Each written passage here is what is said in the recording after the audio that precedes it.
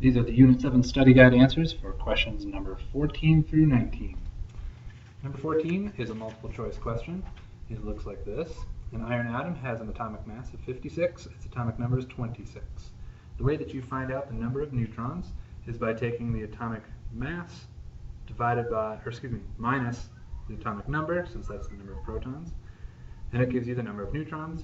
56 minus 26 comes out to 30. That's the letter A.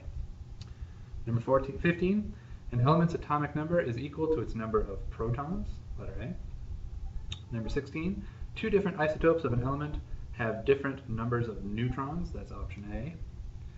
Number 17 tells you to pick two elements and draw a Bohr diagram for each of the ones that you picked below. I chose to pick hydrogen and sodium. For hydrogen, I've already got it started. There's 1 proton and 0 neutrons in hydrogen. And hydrogen is in the very first row of the periodic table right here. And so that tells me that it has 1 ring. So I'm going to pick a different color. Put on 1 ring. And it only has 1 electron on that ring. For sodium, sodium is in the 3rd row of the periodic table, so it's going to have 3 rings. I've already put in the protons and the neutrons. There's 1, 2, and 3. Now we need to fill them in.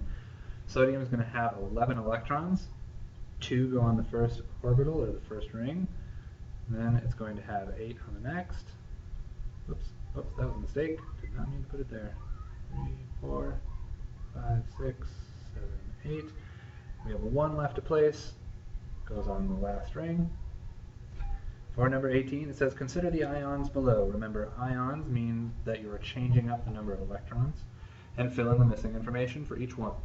The example done right here should be your key or your guide to know what to fill in. Some of the information has been given to you, and we're supposed to fill in the rest of the spaces. I've filled in all of the ones for the first one. It was about nitrogen.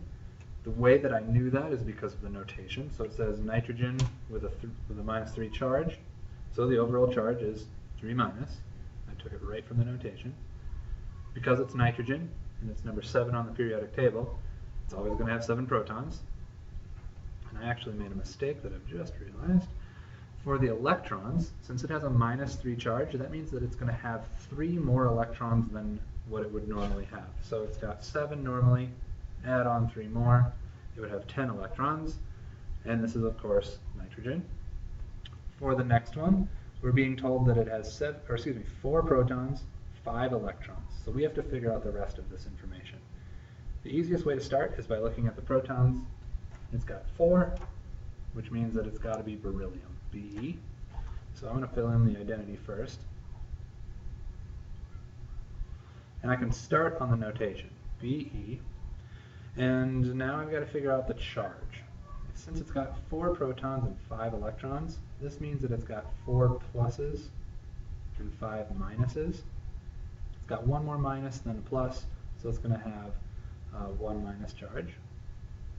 The overall charge is 1 minus. The last one says that it's oxygen with 8 electrons.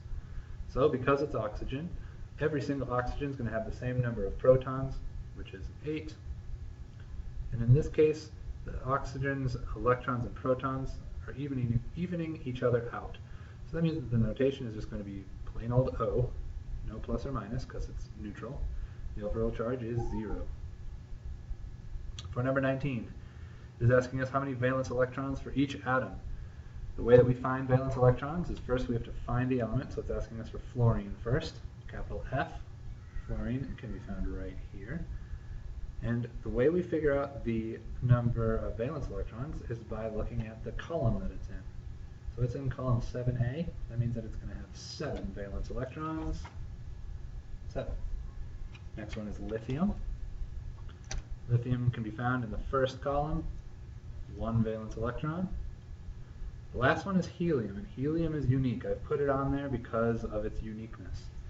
When we go and find helium, it happens to be in the 8th column, but be careful because helium only has 2 electrons. Well, the reason why they put it into this 8th column is because it has a full valence shell, just like everything else under it. It's just that the very first shell on the Bohr model, remember, only has 2 spots. Well, helium fills out both of those spots, making it happy, which is why they put it into this column. So helium has 2 valence electrons, 2.